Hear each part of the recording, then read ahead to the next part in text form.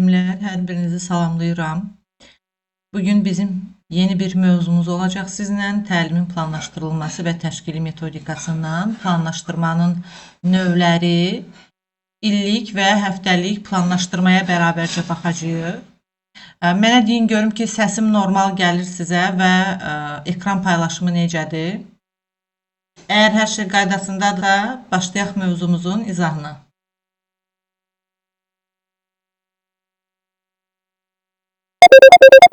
Səsim gəlir müəllimlər?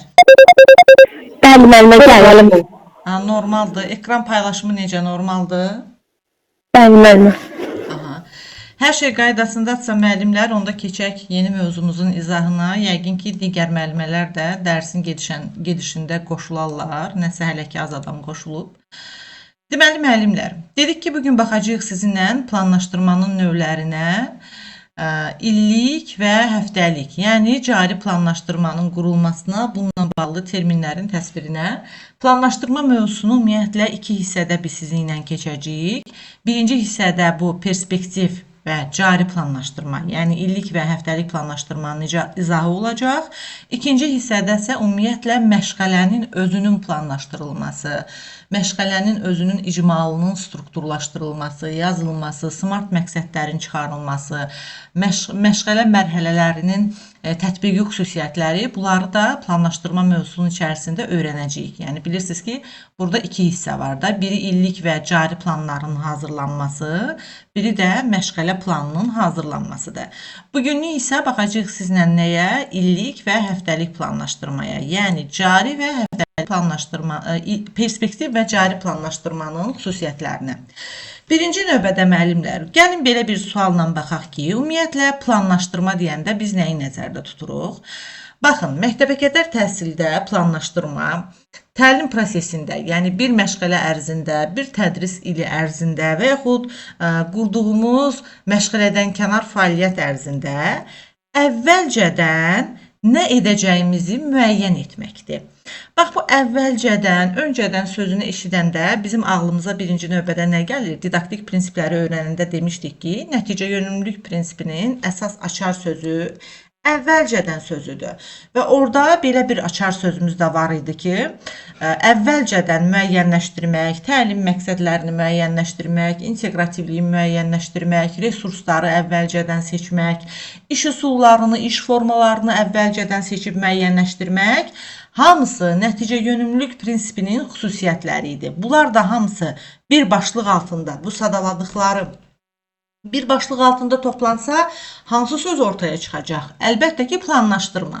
Yəni, plan sözü də, planlaşdırma sözü də nəticə yönümlülük prinsipinin əsas açar sözü idi. Deməli, məktəbəqədər təhsildə planlaşdırma birinci növbədə hansı prinsipə əsaslanır? Əlbəttə ki, nəticə yönümlülük prinsipinə əsaslanır. Çünki müəllim elə planı ona görə tərtib edir ki, ona görə müəyyənləşdirir ki, uşaqları alt standartda göstərilən bilik və bacarıqlara çatdırmaq üçün əvvəlcədən müəyyən bir təlim məqsədləri təyin edir, müəyyən bir resurslar, üsullar, iş formaları hazırlayır. Bunlar hamısı, yəni o müəllimin o məşğələyə hazırlığı hamısı nəyin hissələridir? Əlbəttə ki, planlaşdırmanın hissələridir. Yəni, nə suallar gələcək burada? Planlaşdırmanın içərisində ümumiləşdirsək, hansı məşğələlər keçiriləcək il ərzində? Bu məşğələlərdə hansı fəaliyyətlər tətbiq olunacaq? Hansı oyunlar oynanılacaq? Hər məşğələnin təlim məqsədləri nələr olacaq? Hansı uşaqlara öyrədiləcək? Yəni, qrupumuzdakı uşaqların axı inkişaf səviyyələri fərqli olur, bilik və bacarıqları fərqli olur. Bunlar hər biri bu planlaşdırmanın qurulması zamanı müəllimin sanki özü-özünə verdiyi suallardır da və bütün bunlar planlaşdırmanın əvvəlcədən hazırlanmasını və yazılmasını təmin edir. Deməli, planlaşdırma əvvəlcədən yazılır və əvvəlcədən hazırlanır. Tamamilə nəticə yönümlülük prinsipi əsasında.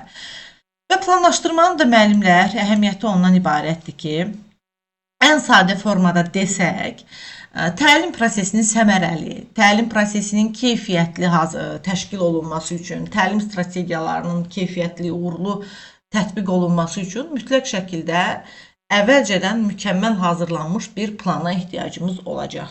Və bu planlar bizim istər perspektiv planımız olsun, istər cari planımız olsun, fərq etməz. Tərbiyəçi müəllimə onu göstərir ki, onu istiqamətləndirir ki, hər bir yaş qrupu üçün və hər qrupdakı uşaqlar üçün hansı mövzular işlənəcək, hansı məşğələlər keçiriləcək, hansı resurslar dediyim kimi lazım olacaq. Deməli, plan həm uşaqların fərdi inkişafını təyin etməlidir. Çünki fərdi məsələlərini də biz burada nəzərə alırıq, fərdi xüsusiyyətlərini. Uşaqların fərdi xüsusiyyətlərinə uyğun planımızda dəyişikliklər də edə bilirik. Həm də ümumi qrup üzrə, yaş qrupu üzrə təlimi nəzərə alır. İndi müəllimlər, bax bu planlaşdırma mövzusunun içərisində hələ ki illik və həftəlik planlaşdırmanın xüsusiyyətlərinə konkret olaraq keçməzdən öncə mən sizi bir terminlə tanış eləmək istəyirəm. Bu əslində yeni bir termin deyil, bu çoxdan var. Amma məktəbəqədər belə deyim, təlimdə, sertifikasiya proqramında bunu mən əlavə etmişəm sizin üçün. Çünki yeni bir anlayış hesab oluna bilər bağça müəllimləri üçün. Bunu bilək, mahiyyətini anlayaq və testlərdə qarşımıza birdən çıxsa hazırlıqlı olaq buna. Nədir bu? Geriyə doğru planlaşdırma və yaxud da ki, nəticədən planlama. Bunun beynəlxalq ədəbiyyatda adı backward design'dır, yəni nəticədən planlama, nəticə yönümlülük prinsipinə əsasən planlama, amma əsas adı geriyə doğru planlaşdırmadır. Geriyə doğru planlaşdırma deyəndə müəllimlər termin olaraq onu yadda saxlayırsınız ki, bu elə bir planlaşdırma növüdür ki, bütün müasir təhsildə, istər məktəbəqədər təhsildə olsun, istər ümumi təhsildə olsun, istər ali təhsildə olsun, fərq etməz. Əgər müasir təlimin planlaşdırılmasından söhbət gedirsə, biz geriyə doğru planlaşdırma yanaşmasına əsaslanırıq. Bax, o bayaqdan nəticə yönümlülük prinsipinə əsaslanması haqqında danışırdım. Deyirdim ki, təlim məqsədlərinə uyğun olmalıdır, əvvəlcədən hazırlanmalıdır, buna uyğun resurslar seçilməlidir, buna uyğun qiymətləndirmə vasitələri seçilməlidir, düzdür? Bax, bunlar hamısı bir termin olaraq geriyə doğru planlaşdırma termininin əsasında öz əksini tapır. Yəni, geriyə doğru planlaşdırma deyəndə tərbiyəçi müəllim planlaşdırmaya, məşğələyə daxil edəcəyi o fəaliyyətlərdən, oyunlardan deyil, əldə olunması nəzərdə tutulan təlim nəticələrindən başlayır. Yəni, bu nə deməkdir? Birinci növbədə müəllim məşğələ üçün nəzərdə tutduğu təlim məqsədlərinə və yaxud ikinci bir adı təlim məqsədləri. Təlim nəticəsi, təlim məqsədi artıq eyni şeydir. Mən bunu sizə demişdim, bir də təkrar edirəm, yadınızda qalsın. Deməli, müəllim bir məşğələ üçün təlim məqsədi, təlim nəticəsi yazır. Hər bir məşğələ üçün 3 və yaxud da ki 4 təlim nəticəsi və öz planlaşdırmasına da həmin təlim nəticələrinə baxaraq, yəni əldə olunması nəzərdə tutulan təlim nəticələrinə baxaraq öz işini qurur. Yəni geriyə doğru planlaşdırır. Mən orada oxuyuram ki, məsələn, belə bir təlim nəticəm var ki, 3 dairəsində sayır. Bu bir təlim nəticəsidir də, düzdür? Ona uyğun, yəni uşaq 3 dairəsində sayırsa, buna uyğun mən nələr etməliyəm bir məşğələnin sonu üçün? Saymalıdırsa, nəticəm budursa bir məşğələnin sonu üçün, mən nələr etməliyəm? Bax, buna uyğun fəaliyyətlər quracam, oyunlar quracam. Yox, əvvəlcə fəaliyyətləri, oyunları düşünüb, sonra qazanacağım nəticəni planlaşdırmıram. Yəni, tərbiyəçi məşğələni planlaşdırarkən, bura baxın diqqətlə, uşağın hansı bacarığı, təkrar eləyirəm, uşağın hansı bacarığı qazanmasını istəyirəmsə, planı da ona uyğun qurulan prinsipi ilə yanaşır. Bax, geriyə doğru planlaşdırma anlayışının əsas məntiqi budur. Və burada da 3 ardıcıl mərhələ var. Birinci mərhələ hansı olacaq konkret olaraq? Əlbəttə ki, ən birinci geriyə doğru planlaşdırma edirəmsə, təlim nəticələrinin müəyyənləşdirilməsi olacaq. Bir, məsələn, geriyə doğru planlaşdırma anlayışı həm perspektiv plana, yəni bizim illik planımıza aiddir, həm də bizim cari planlarımıza, məşğələ planımıza, həftəlik planımıza aiddir. Yəni, bu geriyə doğru planlaşdırma anlayışı planlaşdırmanın bütün növlərinə aiddir. Çünki niyə? Nəticə yönümlülük prinsipinə əsaslanır, təlim nəticələrinə əsasən planlaşdırılır. Birinci növbədə ona görə də təlim nəticələrinin müəyyənləşdirilməsini həyata keçirməlidir müəllim. Tədris ilinin və yaxud məşğələnin, mövzunun, dərsin sonunda uşaq hansı bilik və bacarıqlara yiyələnəcək, hansı kompetensiyalara yiyələnəcək, bax onu müəyyənləşdirir. Və əsas sual da ondan ibarətdir ki, bu təlim nəticələrinin çıxarılmasının təlimin sonunda uşaq nəyi bilib, nəyi bacarmalıdır. Bunu birinci qarşımda özüm üçün müəyyənləşdirirəmsə, deməli geriyə doğru planlaşdırma anlayışının ilkin hissəsini həyata keçirmiş oluram. Bəs ikinci mərhələsi nədir geriyə doğru planlaşdırmanın? Odur ki, qiymətləndirməni planlaşdırıram ki, növbəti mərhələdə tərbiyəçi müəllim olaraq yazdığım o təlim nəticələrinin, deyək ki, təlim nəticələri yazmışam bir məşğələ üçün.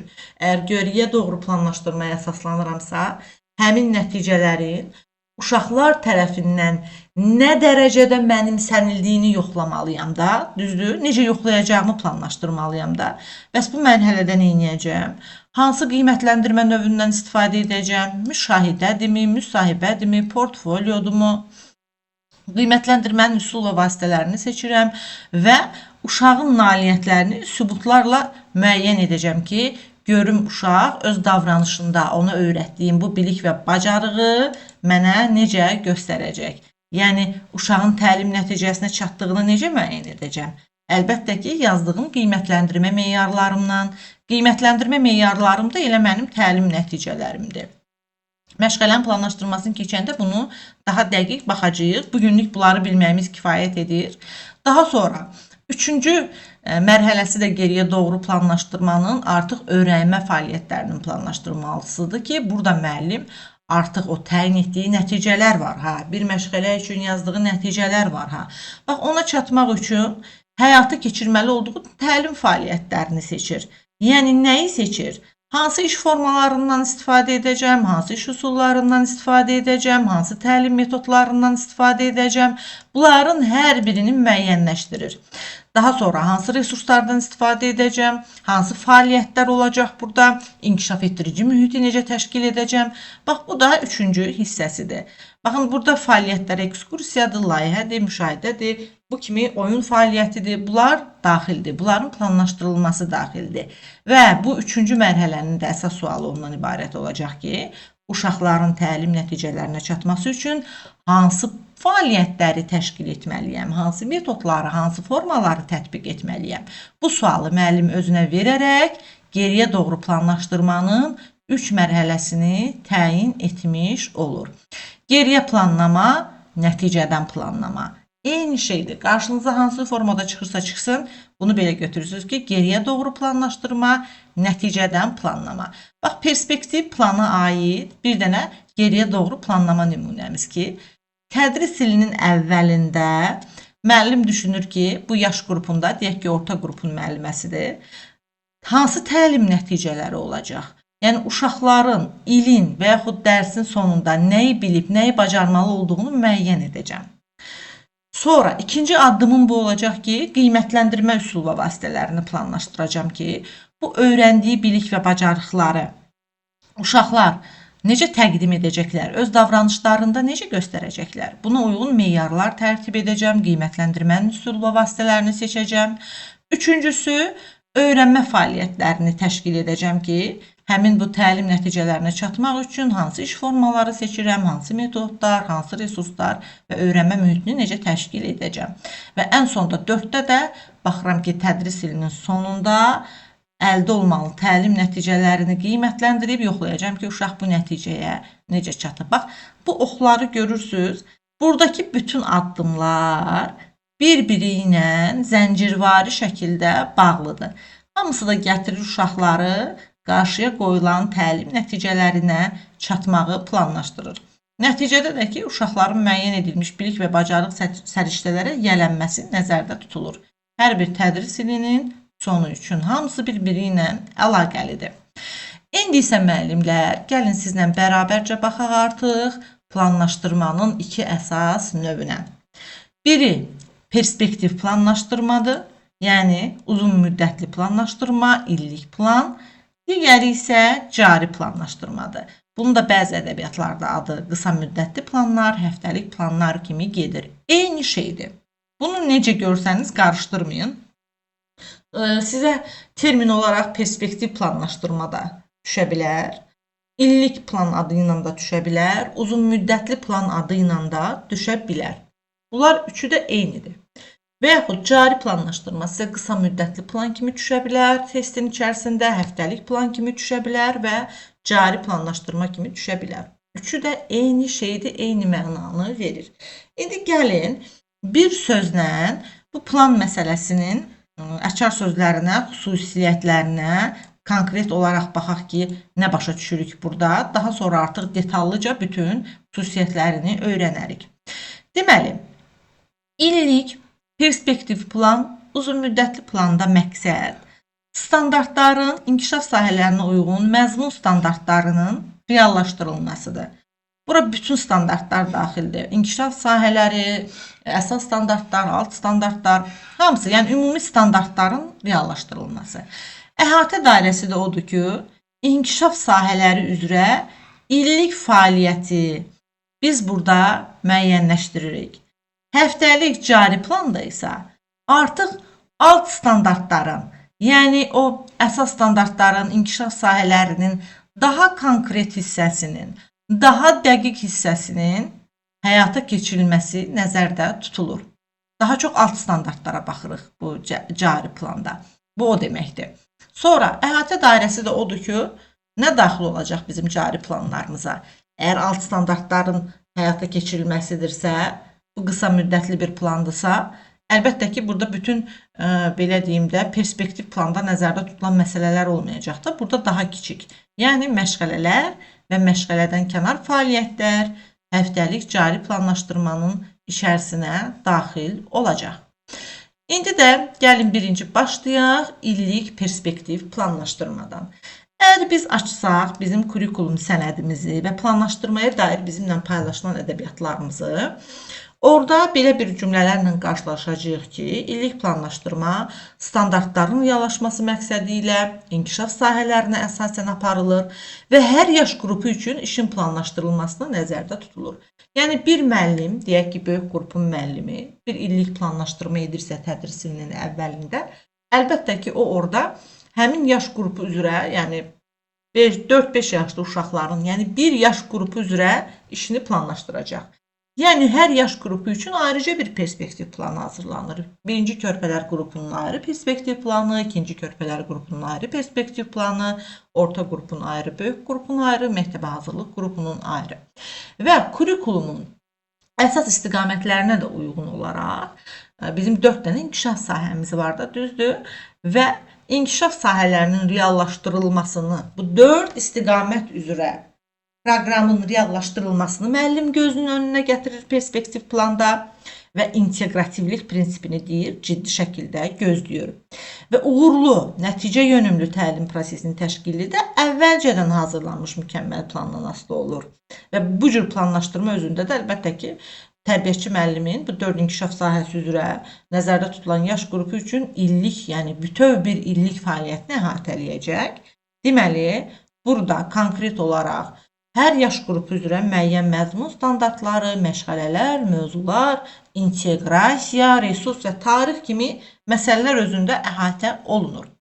İndi mən bunu oxuyub, öz rəsmi PDF-imdən nələri konkret olaraq bilməliyəm? Bax, bu qısa verilən bir hissə həmin PDF-də bizə hansı formalarda çıxa bilər? Yəni, test şəklində də bizə lazımdır test dili. Bunu kitabdan oxuyuruq, bu ümumi fikirlərdir. Bəlkə də belə səsləndə özümüz üçün də oxuyuruq, təlimdə də eşidirik. Amma bunlar ümumi qaldığından, o birinci abzasda verilən və çox qısa olduğundan, bəlkə də sonra yadımızdan çıxar. Amma bizə lazımdır test dili ilə bu bizim qarşımıza, o abzasın içərisində yer alan məsələlər test dili ilə qarşımıza necə çıxacaq? O da belə çıxır müəllimlər. Baxın, perspektiv plan, mən deyirəm, siz yadda saxlayın, ya bir yana qeyd edin, bu hissəni diqqətlə dinləyin, çünki əsas açar məqamlarıdır. Testlərdə aşağı-yuxarı bu cür cümlələr görəcəksiniz bu planlaşdırma növünə. Birincisi, bir il ərzində, baxın, perspektiv uzun müddətli plandır, illik plandır. Bir il ərzində uşaqlarla hansı təlim işləri həyata keçiriləcək, onu göstərir. Hər yaş qrupu üçün ayrıca hazırlanır. Əsas məqsədi odur ki, 4 inkişaf sahəsinə, 4 məzmun xəttinə uyğun olaraq uşaqların bilik və bacarıqlarının il boyu necə inkişaf edəcəyini göstərsin. İllik plan hazırlanarkən inteqrativlik prinsipi mütləq qaydada nəzərə alınır. Yəni bu da o deməkdir ki, müxtəlif sahələr, məsələn riyaziyyat bacarıqları, dil bacarıqları, uşağın incəsənət, motorikası, bütün bu bacarıqları illik perspektiv planda qarşılıqlı şəkildə bir-biri ilə əlaqələndirilir. Yəni sanki biz bütöv geniş bir mənzərəni gözümüzün qabağında canlandırırıq ki, mənim bir ilim var. Tədris etdiyim qrupda bu 4 inkişaf sahəsini necə təmin edəcəm? 4 inkişaf sahəsini axı inteqrasiya əsasında etməliyəm. Burada necə əlaqələndirəcəm? Bax, buna fikir veririk. Deməli, planlaşdırma hazırlanarkən mövzunun digər inkişaf sahəsi üzrə inteqrasiya imkanları müəyyən olunmalıdır. Məsələn, sizin qarşınıza çıxa bilər ki, perspektiv planda, uzun müddətli planda inteqrasiya imkanlarının nəzərə alınması vacib deyil. İnteqrasiya imkanları əsasən nəzərə alınmalıdır cari planlaşdırmada. Bu səhvdir. Niyə görə? Çünki elə illik planlaşdırmada, perspektiv planlaşdırmada inteqrasiya imkanları nəzərə alınmalıdır mütləq qaydada. Daha sonra, inkişaf sahəsi daxilində inteqrasiya burada nəzərə alınmalıdır. Yəni, yaş qrupları üzrə, o şaquli inteqrasiya dediyimiz sadədən mürəkkəbə doğru ardıcıl şəkildə əlaqələndirilməsi də nəzərə alınmalıdır. İnkişaf sahələri arasındakı inteqrasiyada estetik yaradıcı ilə fiziki inkişaf sahəsi arasında, idrakin inkişafı ilə sosial emosional arasında fərq etməz. Yəni, inteqrasiyanın axı 2 növü var idi da. İnkişaf sahəsi daxilində sahə daxili inteqrasiya və inkişaf sahələri arasında sahələr arası inteqrasiya, yəni üfüqi inteqrasiya. Əgər perspektiv planda inteqrasiya imkanları nəzərə alınırsa, deməli, inteqrasiyanın hər 2 növü nəzərə alınmalıdır. Bəs perspektiv planlaşdırmanın nümunəsi necədir? Bir perspektiv plan necə görünür? Bax, belə bir cədvəl formasındadır. Bu cədvəli belə biz aşağı doğru uzadırıq da. Birinci standartımızı qeyd edirik. İkinci burada məşğələni qeyd edirik. Mövzunu qeyd edirik. İnteqrasiyanı qeyd edirik. Resursları qeyd edirik və ən sonda da tarixi qeyd edirik. 3 belə hissəyə bölünür. Hansılar oldu? Standart, məşğələ, mövzu, inteqrasiya, resurs və tarix. Deməli, hər bir məşğələdə mövzuların müəyyən bir ardıcıllığı olmalıdır, düzdürmü müəllimlər? Və həmin ardıcıllığı planlaşdırarkən müəllim nəyə fikir verməlidir? Bir ardıcıllıq əsasında etməlidir. Axı, mövzularımı verirəm mən perspektiv planlaşdırmaya. Bəs perspektiv planımda bu standartları verərkən, məşğələlərin adlarını yazarkən mən mövzuları necə ardıcıl qurmalıyam, necə etməliyəm? Bu ardıcıllığın da bir sıra prinsipləri var. Hansı prinsiplərdir? 3 dənə. Məntiqi ardıcıllıq, psixoloji ardıcıllıq və xronoloji ardıcıllıq. Məntiqi ardıcıllıq deyəndə nə nəzərdə tuturuq müəllimlər? Əgər kitab dili ilə belə baxsaq, bunun əsas açar sözləri budur ki, indi sadə formasında da nümunələr sizə verəcəm. Çox rahat yadınızda qalacaq, narahat olmayın. Müəllimlər adətən bunu qarışdırırlar. Amma əslində qarışdırmalı bir şey yoxdur. Sadəcə nümunələrlə sadə formada baxanda daha rahat olacaq. Deməli, perspektiv planımda ardıcıllığı nəzərə almaq üçün illik planımda 3 dənə prinsipi nəzərə almalıyam. Birincisi hansı oldu? Məntiqi ardıcıllıq prinsipi. Yəni, mənə deyirlər ki, mövzularını məntiqi ardıcıllıqla qur. Mən də nə edirəm? Mövzular məzmun baxımından, yəni içindəkilər baxımından da, içindəki məna, məzmun baxımından bir-birini tamamlamalıdır. Qətiyyən təsadüfi seçilməməlidir və inkişaf istiqamətinə uyğun olaraq ümumidən xüsusiyə doğru qurulmalıdır. Məntiqi ardıcıllığın əsas açar sözü ümumidən xüsusiyə qurulmadır. Bir açar sözü məzmun əlaqəsi, məzmun baxımından bir-birini tamamlamalıdır. İkinci açar sözü də ümumidən xüsusiyə olmalıdır. Bəs psixoloji ardıcıllıq nədir? Psixoloji ardıcıllıq yeni bilik və bacarıqlar uşaqların əvvəlki bilik və təcrübəsinə əsasən onlara öyrədilməlidir. Yəni, sadədən mürəkkəbə doğru qurulmalıdır. yaxından uzağa prinsipi üzrə təqdim edilməlidir. İndi açar sözləri nə olacaq? Sadədən mürəkkəbə, yaxından uzağa və inkişaf səviyyəsinə uyğun olaraq. Bu psixoloji ardıcıllıqdır. Bəs xronoloji ardıcıllıq nədir? Xronoloji ardıcıllıqda tarix fənni keçəndə biz tez-tez xronologiya sözündən istifadə edirdikdə tarixdəki hadisələrin xronoloji ardıcıllığı. Yəni bir hadisə neçinci ildə baş verib, o biri hadisə ondan neçə il qabaq və yaxud neçə il sonra baş verib.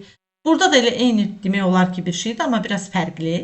Xronoloji ardıcıllıq, yəni zamana uyğunlaşdırma, zamanla bağlı ardıcıllıq.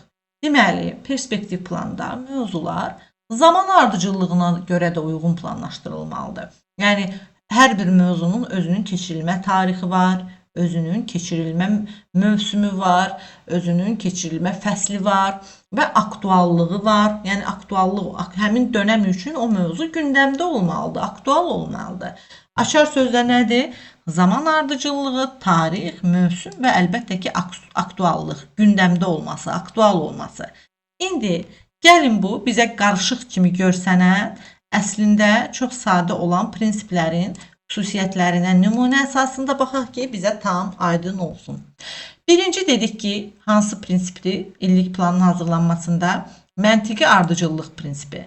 Burada dedik ki, mövzular məzmun baxımından bir-birini tamamlayır, təsadüfi seçilmir, ümumidən xüsusiyə doğru qurulur. İndi mənə sual verə bilərsiniz ki, ay müəllim, ümumidən xüsusiyə doğru qurulma nədən ibarətdir? Məzmun baxımdan bir-birini tamamlaması nədən ibarətdir? Avtomatik sual yaranır da.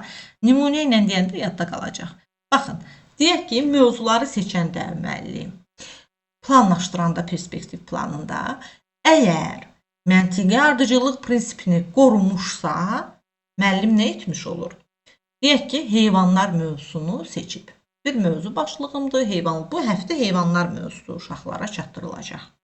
İndi bunu seçərkən mən əgər mövzuları məzmun baxımından, məna baxımından, içindəkilər baxımından bir-birini tamamlamasını istəyib məntiqi ardıcıllıq prinsipinə riayət edirəmsə, onda əvvəl ümumi olaraq heyvanlar, sonra onu böləcəm ev heyvanlarına, daha sonra pişik və itin xüsusiyyətləri mövzusuna, yəni oradakı başlıqlara da elə bir mövzunun başlıqları. O mövzuya gətirəcəm. Nə etdim? Ümumidən xüsusiyə getdim. Məzmun baxımından bir-biri ilə əlaqələndirdim. Necə ümumidən xüsusiyə getdim? Heyvanlar ümumi bir anlayışdır. Çoxlu heyvanlar var. Vəhşi heyvanlar, ev heyvanları, çöl heyvanları, səhra heyvanları, meşə heyvanları. Heyvanlar geniş bir anlayışdır. Düzdür? Deməli nədir? Ümumidir. Amma mən bunu ümumidən xüsusiyə getməliyəm. Nə edəcəm? Sonraki alt başlıqda ev heyvanlarını keçəcəm. Yəni biraz da xırdalayacağım. Daha sonra pişik və itin xüsusiyyətlərini keçəcəm. Uşaqlara nə etdim?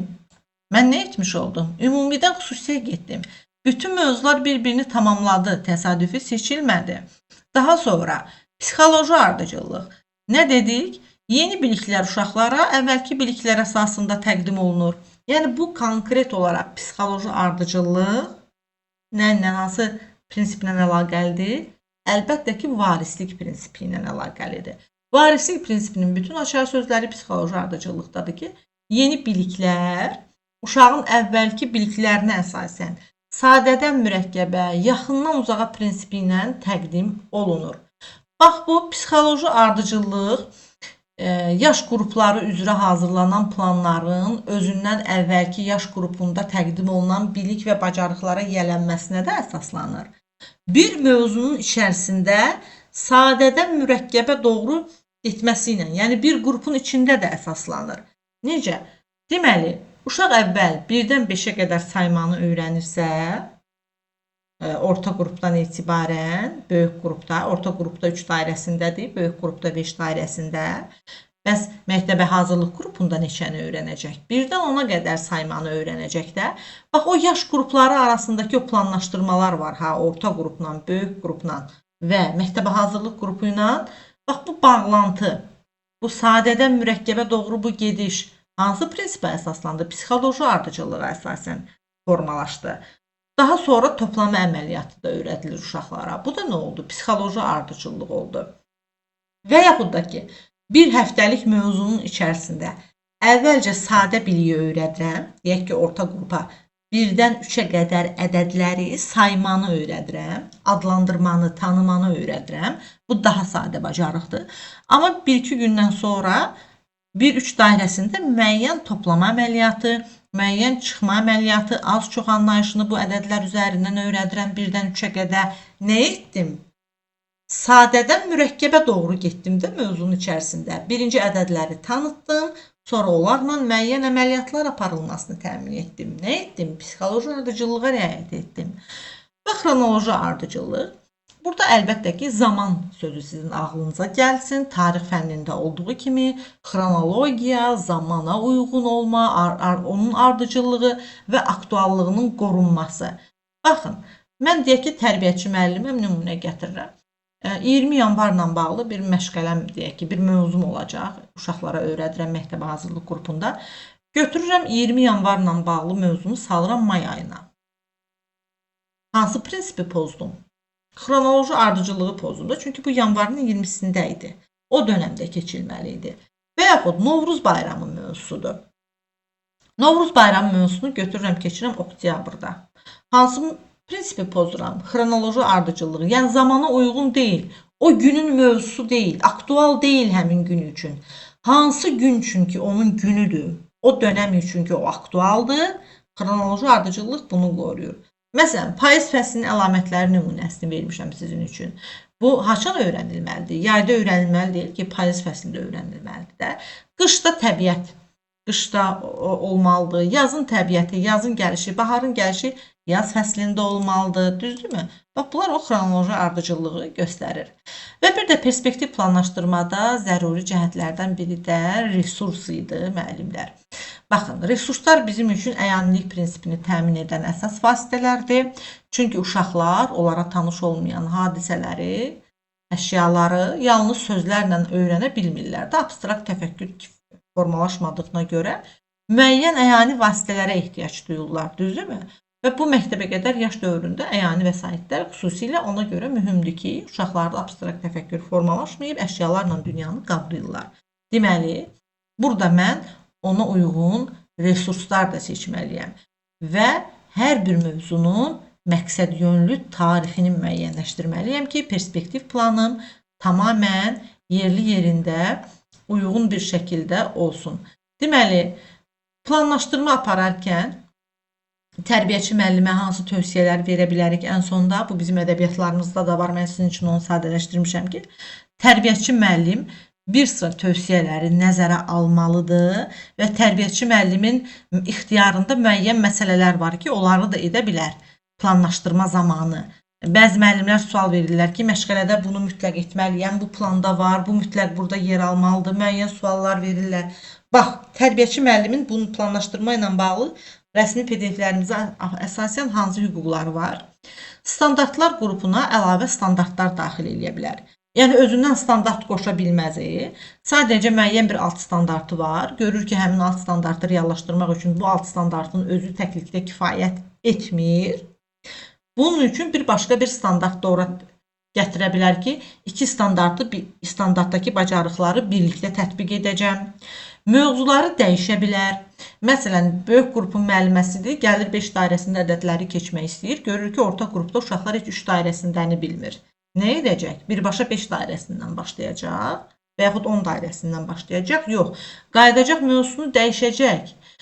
Ona uyğun, yəni birinci 3 dairəsini öyrədəcək ki, sonra 5 dairəsini öyrətsin. Çünki uşağın inkişafı bunu tələb eləyir. Mövzuları dəyişir müəllim, artırır sayını. Daha sonra inteqrasiya üçün əlavə bir imkanlar müəyyən edə bilər. Alt standartdan əsasında baxır ki, məsələn, iki inkişaf sahəsi arasında müəyyən bir inteqrasiya ilə öyrətmək daha yaxşıdırsa, amma üçüncü bir inkişaf sahəsinin də bacarığını əlavə etsə, buradakı inteqrasiya daha əhatəli olacaq. İnteqrasiya üçün əlavə imkanlar müəyyən edir. Lazım gələrsə, bir məşğələ üçün əlavə resurslar tətbiq edə bilər, seçə bilər.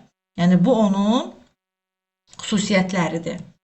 Daha sonra, indi müəllimlər, gəlin birlikdə bu öyrəndiklərimizə baxaq Ümumiləşdirək ki, görək perspektiv plana nələr daxil oldu. Sonra da keçək artıq bizim cari planlaşdırmanın xüsusiyyətlərinə. Deməli müəllimlər, nə dedik? Perspektiv plan uzun müddətli plandır, illik plandır. Daha bir tədris ilini əhatə edir. Hər yaş qrupu üçün ayrıca hazırlanır. İllikdir, bir tədris ilini əhatə edir. Hər yaş qrupu üçün ayrıca hazırlanır. Və buna uzun müddətli plan da deyilir. Nə daxildir içərisinə? Standartlar, yəni hansı inkişaf sahəsinə aiddir keçəcəyim məşğələ? Sonra baxıram, bu hansı məşğələdir? Hansı məşğələdə mən bu standartı tətbiq edəcəm? Deyək ki, ətraf aləmlə tanışdıq. Bəs hansı mövzu çərçivəsində edəcəm? Məşğələnin mövzusunu seçəcəm. Bəs mövzunu da seçdim. İndi nə edəcəm? Onun inteqrasiya, axı perspektiv planda inteqrasiyanın qorunması vacibdir. Xüsusi cümlə ilə verilib. Bəs bu seçdiyim standart, seçdiyim məşğələ daxilində, seçdiyim mövzu daxilində hansı digər inkişaf sahələri ilə əlaqələndirilə bilər? Digər sahələrlə əlaqəsi necə qurula bilər? Daha sonra inteqrasiya imkanlarını da müəyyənləşdirdim. İndi bu illik planımda nəyə qeyd etməliyəm? Resurslarımı bu məşğələdə hansı resurslardan, hansı əyani materiallardan istifadə olunacaq, onu qeyd edirəm. Və hansı tarixdə keçəcəyimi, məşğələnin keçiriləcəyi tarixi. 3 dənə prinsip nəzərə alınır perspektiv planın həyata keçirilməsində. Məntiqi ardıcıllıq, psixoloji ardıcıllıq və xronoloji ardıcıllıq. Bu 3 prinsipə riayət edirəmsə, onsuz da mənim perspektiv planım mükəmməl bir plan olacaq. Cədvəl əsasında mükəmməl bir plan. Necə? Məntiqi ardıcıllıq məndən nə istəyir? Deyir ki, mövzuları məzmun baxımından, məna baxımından, içindəki mənalar baxımından bir-biri ilə tamamla. Təsadüfi şəkildə seçmə, uşağın inkişaf istiqamətinə uyğun şəkildə ümumidən xüsusiyə doğru get. Yəni, məzmun əlaqəsi qur, ümumidən xüsusiyə get. Ümumidə içərisinə çox şey daxildir. Məsələn, ümumi heyvanlar mövzusu, amma hədəfin olsun ev heyvanları və vəhşi heyvanları uşağa anlatmaq. Böyükdən kiçiyə doğru get. Ümumidən xüsusiyə doğru get. Psixoloji ardıcıllıq. Deyir ki, varislik prinsipinə əsaslan, yeni bilik və bacarıqları uşaqların əvvəlki biliklərinin üzərində qur. Onlara əsasən uşaqların təcrübəsinə əsaslanaraq sadədən mürəkkəbə doğru qur. Yaxından uzağa prinsipi. Artıq burada sanki sadədən mürəkkəbə gedirdik. Məntiqi ardıcıllıqda mürəkkəbdən sadəyə gəlirdik. Psixoloji ardıcıllıqda isə sadədən mürəkkəbə. Yəni necə? Yaxından uzağa, inkişaf səviyyəsinə uyğun. Bax, əsas açar sözləridir. Birinci növbədə bir bitkini uşağa öyrət ki, bitki nədir? Necə böyüyür torpaqda? Daha sonra bir ağacı izah et ki, onun böyük kökləri olur, budaqları olur, meyvəsi olur. Ümumidən xüsusiyə doğru get. Xronoloji ardıcıllıq nədir? Məndən tələb edir ki, mövzuları zamana görə, aktual olduğuna görə, gündəmdə olduğuna görə planlaşdır. Yəni, onların tarixə, mövsümə, aktuallığına uyğunluğunu nəzərə al. Gedib payız fəslini mayda keçə bilməzsən. Açar sözü nədir? Zaman ardıcıllığıdır, tarixdir, mövsümlərdir, fəsillərdir, aktuallıqdır. Yəni, gün və saat bir-birinə uyğun olmalıdır. Nəticədə də nə olacaq? Əgər müəllim bu 3 prinsipə əsaslanırsa, bu prinsiplərə uyğun olaraq planlaşdırmada uşaqların səmərəli öyrənməsi, keyfiyyətli öyrənməsi təmin olunacaq. Məntiqi əlaqə quracaq, məzmun əlaqəsi, psixoloji əlaqə quracaq, inkişaf səviyyəsinə uyğun, xronoloji ardıcıllıq quracaq, zaman ardıcıllığına uyğun və öz hədəfinə perspektiv plan çatacaq. Baxın müəllimlər, bu qədər sadə. İndi də gəlin ikinci plan növümüzə, cari planlaşdırmaya baxaq. Cari planlaşdırma müəllimlər dedik ki, qısa müddətli plandır, həftəlik plandır. Və həftəlik planlaşdırmada artıq konkret olaraq daha dəqiq, daha spesifik olan alt standartların həyata keçirilməsi məqsədi ilə müəyyən məşğələlər, məşğələdən kənar fəaliyyət növləri seçəcəyik. Bura daxil də artıq oyundur, gəzintidir, əyləncələrdir, sağlamlaşdırıcı tədbirlərdir. Baxın, mən nələri sadaladım? Dedim ki, cari planda məşğələlər olur, Məşğələdən kənar fəaliyyətlərin planlaşdırılması olur, oyunun planlaşdırılması, gəzintinin planlaşdırılması, əyləncənin və sağlamlaşdırıcı tədbirlərin planlaşdırılması olur. İndi bəzən müəllimlər belə bir yanlış istiqamətə gedirlər. O da nədir? O da budur ki, düşünürlər ki, əgər hər hansısa bir kukla teatrı keçirdirəmsə, baxın, əyləncələrin ən geniş yayılan növü kukla teatrıdır. Bunu da sizə demiş olum. Biz indi onları keçəndə daha detallı baxacağıq. Amma məsələn, deyək ki, bir əyləncə tərtib edir, bir kukla teatrı tərtib edir. Burada müəllim düşünür ki, mən cari planlaşdırmada, əgər məşğələmi planlaşdırıramsa, onun icmalını, təlim məqsədlərini yazıramsa, gedib hər hansısa bir əyləncə üçün, bir ekskursiya üçün, bir sağlamlaşdırıcı tədbir üçün təlim məqsədi yazmağa ehtiyac yoxdur. Bu tamamilə yanlışdır. Niyə görə? Çünki planlaşdırma deyəndə birinci növbədə nə yadımıza salırıq? Geriyə doğru planlaşdırmanı. Geriyə doğru planlaşdırma nədir? Nəticədən planlama. Nəticə yönümlülük əsasında olan planlaşdırma, təlim məqsədlərinə, təlim nəticələrinə uyğun planlaşdırma. Yəni birinci təlim nəticələrini yazıb, təlim məqsədlərini yazıb, planımı ona uyğun qururam. Bu geriyə doğru planlaşdırma məsələsi perspektiv plana nə dərəcədə aid idisə, eləcə də cari planlaşdırmaya da o dərəcədə, eyni qüvvədə aiddir. Yəni mən əgər bir ekskursiya təşkil edirəmsə, onun özünün də təlim məqsədləri olmalıdır. Mən bu uşaqları bu ekskursiyaya niyə aparıram? Bir səbəbi olmalıdır da, bu ziyarətin bir səbəbi olmalıdır, düzdür? Nədir səbəbi ziyarətim? Niyə gedirəm bu ekskursiyaya, nə bilim bir muzeyə? Çünki orada uşağa öyrətmək istədiyim bilik və bacarıqlar var. Onlar da yenə də alt standartdan çıxarılır. Yaxşı müəllimlər. Və tərbiyəçi müəllimin ilk işi də burada cari planlaşdırmada nədən ibarət olacaq? Mövzunun standarta uyğunluğunu müəyyənləşdirmək. Sonra standart müəyyənləşən sonra, ona uyğun mövzu seçiləndən sonra artıq həmin alt standartdan təlim məqsədini çıxardıram. Və burada təlim məqsədini biz çıxardılması, smart qaydanı məşğələnin planlaşdırmasında gələn dərsimizdə daha geniş keçəcəyik. Bugünlük bunu bilək ki, təlim nəticəsi mütləq şəkildə uşağın fəaliyyətinə yönəlməlidir. Nə etməlidir? Uşağın fəaliyyətinə, yəni uşaq mərkəzli olmalıdır. Baxın, 3 dairəsində ədədləri tanıyır. Kim tanıyır? Uşaq tanıyır. Bax, uşağa yönəlməlidir deyəndə, uşaq mərkəzli olmalıdır deyəndə təlim nəticəsi, biz ona sadə bir sual veririk. Kim? Kim tanıyır? Məsələn, bax bir təlim nəticəsi deyək ki, çıxıb qarşımıza, bu sualı veririk. Oxuyuruq təlim nəticəsini deyirik. 3 dairəsində ədədləri tanıyır. Kim? Əgər kim sualının cavabı uşaqdırsa, deməli bu təlim nəticəsi uşaq yönümlüdür, uşaq mərkəzlidir. Baxın, çox sadədir əslində. Uşaq. Sonra, əgər müəllim mərkəzli yazılıbsa, müəllimə yönəlibsə, deməli səhv yazılıb. O da necə olacaq? 3 dairəsində ədədləri öyrədir. Kim? Uşaq öyrətməyəcək ki, hər halda 3 dairəsində ədədləri. Müəllim öyrədəcəkdir. Sualın cavabı müəllimdir. 3 dairəsində ədədləri öyrədir. 3 dairəsində ədədləri uşaqlara göstərir. Bunu kim edir? Bunu müəllim edir. Kim sualına cavab müəllim gəlirsə, deməli o təlim nəticəsi başdan səhv yazılıb. Onu oradan çıxardırsınız. O variantı çıxırsınız. Deməli, əgər tərbiyəçi müəllim məşğələnin məqsədini, bax məşğələnin məqsədini uşağın maraqları üzərində qurursa, uğurlu və məqsədyönlü təlim təşkil edə bilər. Yəni, uşağı mərkəzə qoymalıdır, uşaq yönümlülük prinsipini nəzərə almalıdır.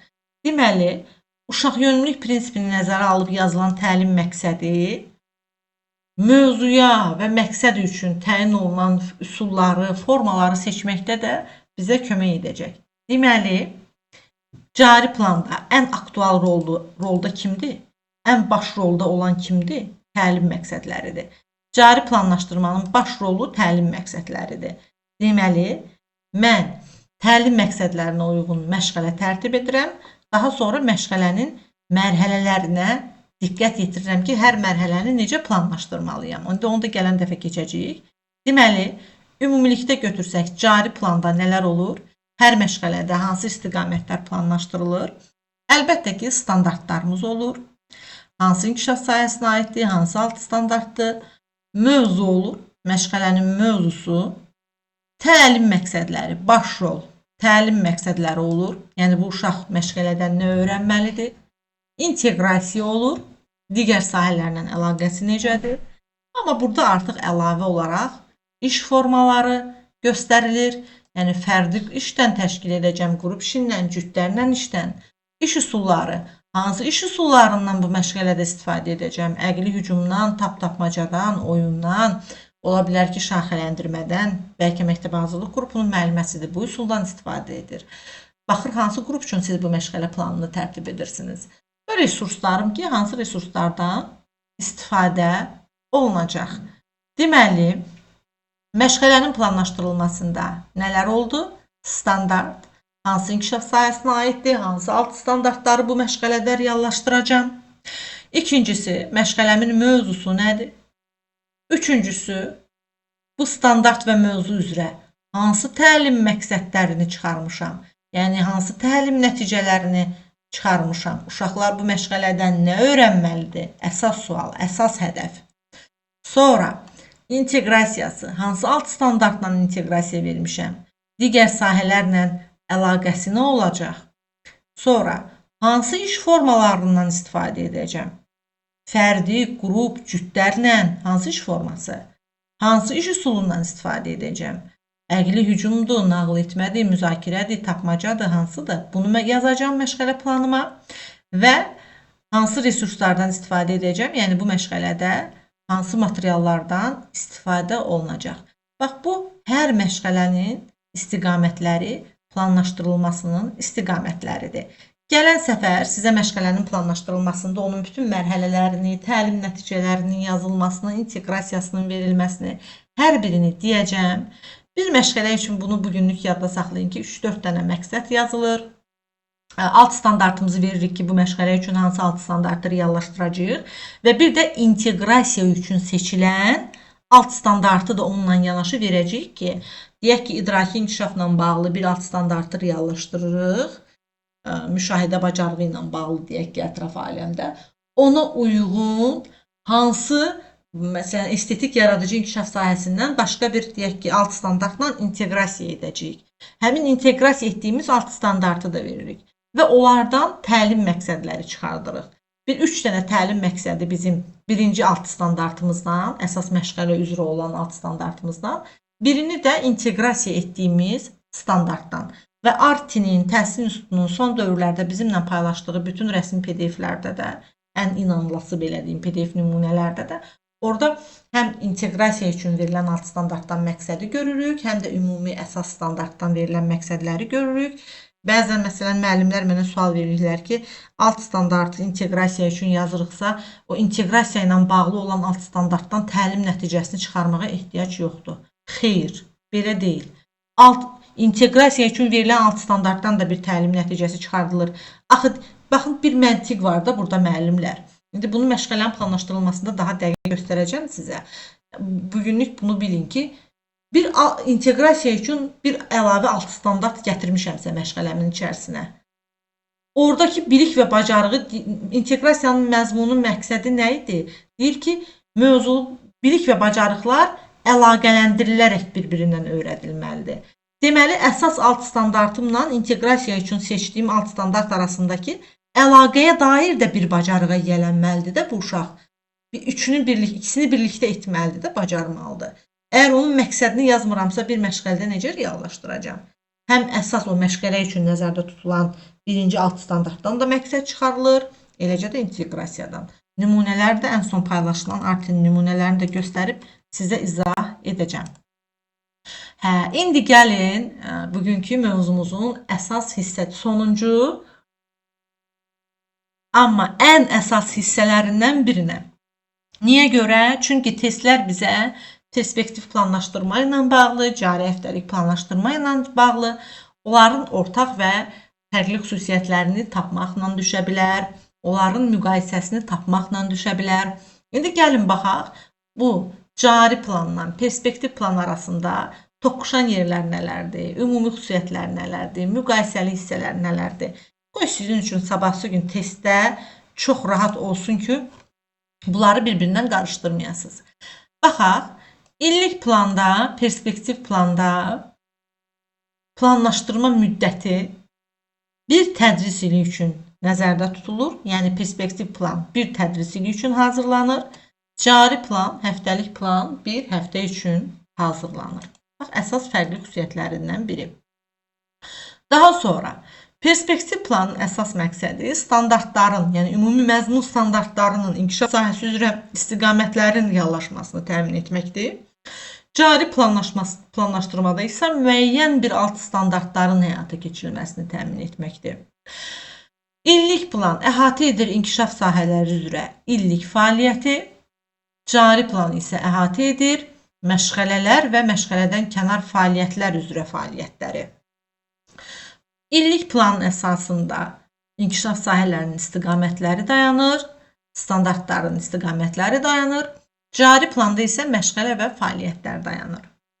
İnteqrasiya illik perspektiv planda inkişaf sahələri üzrə inteqrativlik prinsipi deyirik ki, çox mühüm bir qaydadır ki, gözlənilməlidir. Bəs bu gözlənilmə işini mən harda görəcəm? Cari planda. Mövzu üzrə inteqrasiyaları təyin edərkən artıq inkişaf sahələri üzrə inteqrativlik prinsipini də təmin etmiş olacağam. Burada illik planda əks olunur standartlardır, məşğələlərdir, mövzudur, inteqrasiyadır, resursdur, tarixdir. Cari planda isə standart var, mövzu var, amma illik planda məqsəd yox idi, amma cari planda var. İnteqrasiya illik planda da var, cari planda da var, amma cari planda iş forması, iş üsulu var ki, o illik perspektiv planda yoxdur. Resurs hər ikisində var. İllik planda nəzərə alınmalıdır hər yaş qrupunun və hər bir uşağın inkişaf səviyyəsi. Çünki bir yaş qrupu üçün hazırlanır da illik plan. Amma cari planda daha çox məşğələnin mərhələləri və gündəlik fəaliyyətlərin təşkili nəzərə alınır. Nəticəsi də odur ki, illik planın, illik fəaliyyətin ümumi istiqamətini müəyyənləşdirir. Cari plan isə həftəlik təlim prosesinin əsasını təmin edir. Oxşar xüsusiyyətləri bəs nələrdir? Test dilində bu illik və cari planlaşdırmanın oxşar xüsusiyyətləri bizə necə düşəcək? Birincisi, həm cari plan, həm də illik plan, yəni bunlar hər ikisində olanlardır. Təlim prosesinin planlı və məqsəd yönlü təşkilinə xidmət edir. İkisi də planlaşdırmadır, ikisi də təlim prosesinin planlı və məqsəd yönlü təşkilinə xidmət edir. Kurikulumun tələblərinə əsaslanır. Həm illik plan, həm də cari plan. Həm illik plan, həm cari plan inkişaf sahələrini və inteqrasiya prinsipini mütləq şəkildə nəzərə alır. Hər ikisində resurslardan istifadə planlaşdırılır. Hər ikisində təlimin keyfiyyətini, nəticə yönümlülüyü təmin etməyə xidmət etdiyini görürük. Yəni, hər ikisi təlimin keyfiyyətini və nəticə yönümlülüyünü təmin etməyə xidmət edir. Geriyə doğru planlaşdırma anlayışı həm cari plana, həm də perspektiv plana aiddir. İndi gəlin bir də fərqli xüsusiyyətlərinə bir daha diqqətlə baxaq ki, burada nələr çıxır qarşımıza. Dedik ki, illik perspektiv plan tədris ili üçün hazırlanır, cari plan bir həftəlik dövrü üçün hazırlanır, perspektiv plan təhsil standartları əsasında tərtib edilir ümumi olaraq, cari plan isə alt standartlar əsasında və həm də illik plana da istinad eləyir. Bax, bizim cari planımızda belə bir illik plan, perspektiv plan cari plana əsaslanmır. Amma cari plan illik plana əsaslanır. Çünki siz cari planınızı, həftəlik planınızı elə illik planlaşdırmaya baxıb tərtib edirsiniz. Bax, bunu da qarışdırmayın. Sonra, illik plan təlim prosesinin ümumi istiqamətini dedik müəyyənləşdirir. Cari plan isə daha konkret təşkilini müəyyənləşdirir. Həftə ərzində keçiriləcək məşğələlərin konkret təşkilini müəyyənləşdirir. Bax, burada yadımıza nə düşür müəllimlər? Biz sizinlə məzmun standartları keçmişdik ki, inkişaf sahələri, əsas standartlar, alt standartlar. Demişdik ki, inkişaf sahələri ümumidir. Uşağın 4 istiqamət üzrə inkişafını göstərir. Alt standartlar necə idi bəs? Onlar isə daha konkret idi. Göstərirdi ki, bu inkişaf sahəsi üzrə konkret olaraq, dəqiq olaraq hansı bilik və bacarıqları uşaqlarda formalaşdırmalısan, düzdürmü? Deməli, inkişaf sahələri ümumi idi, alt standartlar isə konkret və dəqiq idi. Bax, eləcə də perspektiv plan eyni ilə onun kimi ümumidir, inkişaf sahələrini məzmun xəttləri üzrə planlaşdırılır. Cari plan isə üzr istəyirəm. Cari plan isə konkret olaraq, deməli, həftə ərzində keçiriləcək məşğələlərin konkret təşkilini müəyyənləşdirir. Deməli, inkişaf sahələri və məzmun xəttləri üzrə planlaşdırma aid oldu perspektiv plana, məşğələ və məşğələdən kənar fəaliyyətlər üzrə planlaşdırma isə aid olacaq həftəlik plana. Baxın, perspektiv planda mövzu və ona aid olan alt mövzuların illik ardıcıllığını müəyyən edir. Cari planda isə hər məşğələnin məqsədini, məzmununu, iş forması və iş üsullarını müəyyənləşdiririk. İllik planlaşdırma uzun müddətli planlaşdırmanı əhatə edir. Cari planlaşdırma qısa müddətli planlaşdırmanı əhatə edir. İllik planlaşdırma tədris ilinin ümumi hədəflərini göstərir. Həftəlik plan isə təlim nəticələrinə nail olmağa xidmət edir. Cari plan illik plan əsasında hazırlanır. Deməli, nədir? Belə bir cümlə görə bilərik ki, biz illik plan cari planın hazırlanması üçün əsas rolunu oynayır. Əlbəttə ki, bu doğrudur. Deməli, bəs cari plan üçün hansı cümləni görə bilərik test dilində? Görə bilərik ki, illik perspektiv planın praktik tətbiqini təmin edir. Baxın, cari planın hazırlanması üçün əsas rolunu oynayır. Nə? Perspektiv plan. İllik perspektiv planın praktik tətbiqini təmin edir. Hansı planlaşdırma növü? Həftəlik planlaşdırma növü. Yəni, cari planımız. Oldu mu müəllimlər? Əslində çox sadədir. Və burada da hər bir deməli plan növünün ümumi xüsusiyyətlərinin belə deyim əsas fərqliliklərini burada sizin üçün təqdim etmişəm. İndi sizdən sual-cavab da eləyəcəyik, testlər də işləyəcəyik. Amma son olaraq bir baxaq nə keçdik bugün ümumi bir təkrar edək 2 dəqiqə. Deməli dedik ki, məktəbə qədər təhsildə 2 əsas planlaşdırma növü mövcuddur. İllik perspektiv plan və cari həftəlik planlaşdırma. Hər bir planlaşdırma geriyə doğru planlaşdırma üsulu ilə bu metoddan istifadə olaraq planlaşdırılır. Yəni nəticə yönümlülük prinsipinə əsaslanır. Təlim nəticələrinə gətirib uşağı çatdırmağa əsaslanır. Və burada illik planlar 1 il üçün hazırlanır. Cari plan həftəlikdir. Cari planlar əsasən alt standartların reallaşdırılmasına xidmət edirsə, illik plan standartların ümumi inkişaf sahələrinin standartlarının reallaşdırılmasını təmin edir. İllik planda inkişaf sahələri üzrə illik fəaliyyət verilir. Cari planda isə artıq məşğələ və məşğələdən kənar fəaliyyətlərin planlaşdırılması verilir. Bura sağlamlaşdırıcı tədbirlər də, belə deyim, əyləncələr, ekskursiya və gəzintilər də daxildir. Və bir də illik perspektiv plan yaş qrupu üzrə hər bir uşağın inkişaf səviyyəsinə uyğun olur. Məşğələ planı, həftəlik plan, məşğələnin mərhələləri və gündəlik fəaliyyətin təşkilinə yönəlir. Və belə deyim də, illik plan ümumi bir istiqaməti müəyyənləşdirir. Qeyd etmişəm bura sizin üçün də. Cari plan isə həmin istiqaməti həftəlik fəaliyyətlər vasitəsilə həyata keçirir. Baxın, belə müəllimlər. İndi əl qaldırın. Bilirsiniz ki, sual-cavab isə könüllülük prinsipi ilə. Birinci əl qaldırırsa, onlara sual verirəm. Daha sonra da ardıcıllıqla davam edirik. Aha, qoy qaldırsın, əl qaldırsın müəllimələr.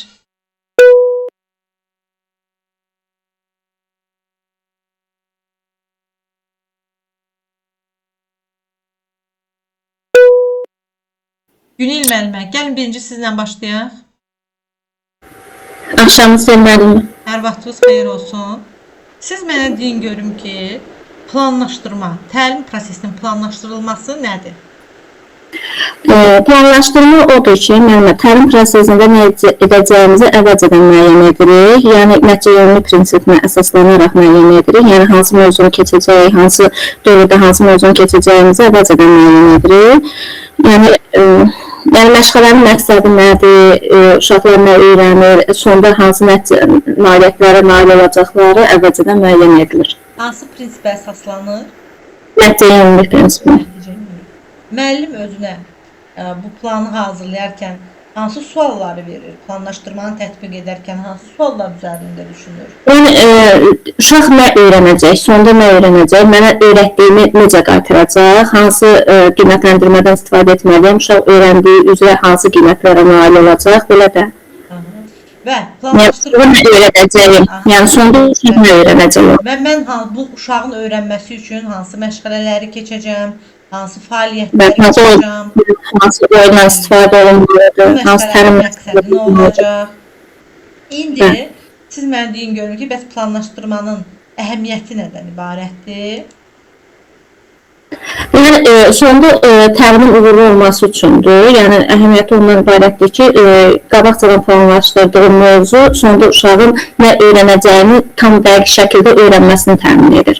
Yəni uşaq nəticəni tam da öyrənmək üçündür. Nəticəsi mükəmməl olması üçün. Uşağındır. Bəs tərbiyəçi müəllimə necə kömək edir planlaşdırma? Yəni il ərzində planlaşdırma ondan ibarətdir ki, yəni uşaq qabaqcadan planlayır, o plana uyğun da həyata keçirir məşğələləri. Yəni asan olur da, o məşğələni həyata keçirmək üçün asan olur. Deməli, tərbiyəçi müəllimə imkan verir ki, plan uşaqların həm fərdi, həm də qrup inkişafını doğru düzgün təşkil etsin və müəllim də buna uyğun öz fəaliyyətlərini qursun. Düzdürmü? Oldu müəllimə, təşəkkür edirəm. Gülnar müəllimə. Axşamınız xeyir müəllimə. Geriyə doğru planlaşdırmanı siz deyin. Geriyə doğru planlaşdırma nəticədən planlaşdırmadır. Yəni ki, bir uşağa 3 dairəsində uşaq təlim nəticəsi nə uyğun planlaşdırmadır da.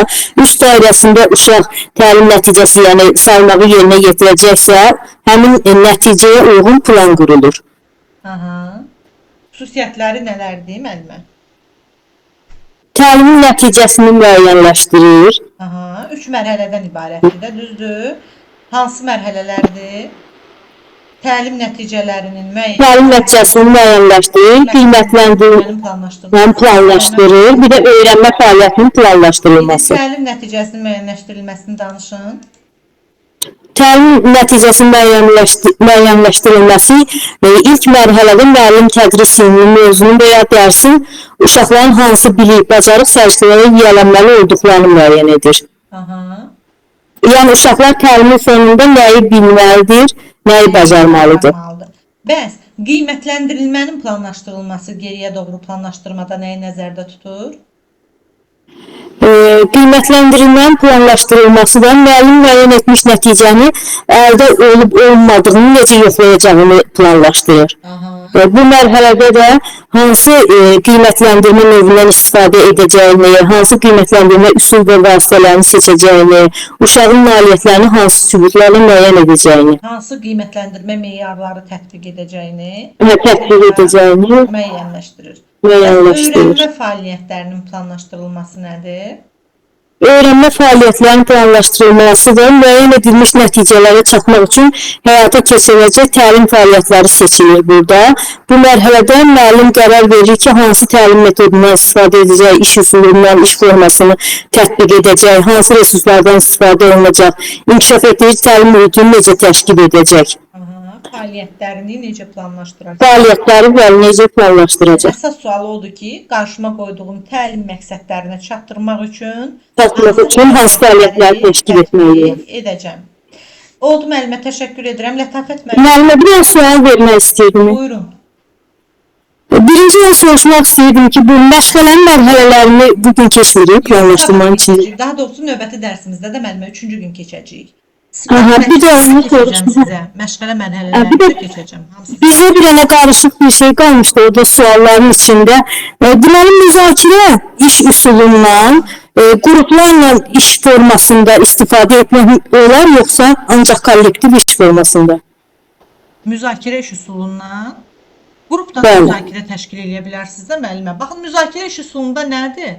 Uşaqlar fikrini arqumentləşdirməyi bacarmalıdır, əsaslandırmağı bacarmalıdır və bir-birinə, bax burada belə bir məsələ var. O müzakirənin məntiqində, baxın, əslində sizin qoyduğunuz sualda qeyri-adilik var, buraya biraz indi başa düşəcəksiniz nə demək istəyirəm. Baxın, müzakirədə uşaqlar öz fikrini qarşı tərəfə yeridə bilməyi bacarmalıdır. Bax, sadə bəsit formada deyirəm də, biraz kobud çıxsa da. Müzakirə iş üsulu nədir? Fikrimi əsaslandırmağı bacarmaq, fikrimi arqumentləşdirməyi bacarmaq, öz fikrimin dəqiqliyini, doğruluğunu qarşı tərəfə aşılaya bilmək, arqumentləşdirirəm. Niyə belədir? İndi bütün kollektiv müzakirə iş üsulunda iştirak eləyirsə, onlar bir-birlərinin öz fikirlərini necə çatdıra bilərlər əslində, amma qrup işində də müəyyən qruplara bölə bilərik, bir mövzunu qoya bilərik, bir qrup bir fikri müdafiə eləyəcək, o bir qrup başqa bir fikri, bir-birlərindən diskussiya edəcəklər. Hər kəs öz fikrinin doğru olduğunu əsaslandırmağa çalışacaq müzakirədə. Burada indi düzdür, o sizdə testlərdə düşmür, Talmin modeli deyə bir model var. Elə o fikri arqumentləşdirmək, əsaslandırmaqdan bəhs eləyir. Bütün yaş dövrləri üçün belədir. Onlar niyə olmur ki, müəllimə? Yəni onu bilmiyorum. Orada var idi 22-ci sualda biraz qaranlıq, elə bilirdi elə ancaq müzakirəni qrup, kollektiv işlə təşkil etmək Məncə lazım. onda yox, o qrup işində də ola bilər. Qrup Siz işində, hətta bu iki yerə bölə Cütlərdə də ola bilər müəllimə. Cütlərdə o qədər səmərəli deyil. Çünki 10 Hə, az adam var, seçəsiniz, o gərək 10 dənə mövzu seçəsiniz, hərəsinə ayrı ki, öz fikir. O biraz səmərəli deyil də. Qrup işinə kollektivdə ola bilər. Hətta iki yerə bölə bilərsiniz bir qrupu. 10 nəfəri bir fikri müzakirə etməyə, 10 nəfəri bir fikri. Bax belə. Çox sağ olun Buyurun müəllimə. müəllimə, buyurun. Sonra Lətafət müəllimə. Axşamınız xeyir olsun müəllimə. Xeyir olsun müəllimə. Müəllimə, siz də mənə danışın. Aha, dayan, deməli. Planlaşdırmanın növlərindən. Hə, planlaşdırma müəllimə iki yerə ayrılır. Demək, uzun müddətli planlaşdırma, bir də qısa müddətli. Bu uzun müddətli planlaşdırma perspektiv planlaşdırma da deyilir. Qısa müddətli də ki, cari planlaşdırma. Demək, perspektiv planlaşdırma aşağıdakı növləri vardır. Standart, məşğələ, mövzular, inteqrasiya, resurs, tarix, cari planlaşdırmada da standartdır, mövzudur, məqsəd, inteqrasiya, iş forması, iş üsulu, resurslar. İndi müəllimə, siz mənə deyin görüm ki, bax, sadə bir sualıma cavab verin ki, illik planlaşdırma niyə var? Niyə illik planlaşdırma həyata keçirilir ki? İllik planlaşdırma bir il ərzində uşaqların hansı təlim işləri veriləcəyini göstərir də. Yəni, hər yaş qrupu üçün ayrıca hazırlanır. İnkişaf sahələri üçün illik fəaliyyətləri planlayır, düzdür? Bəli. Sonra inteqrasiya gözlənilir. İnteqrasiya gözlənilir. Aha, Ondan sonra niyə görə inteqrativlik prinsipi burada mühüm olaraq gözlənilir? Bu ona görə ki, müxtəlif sahələr üzrə aparılır. Yəni, bir-biri ilə əlaqələndirilir, bir-birini tamamlayır.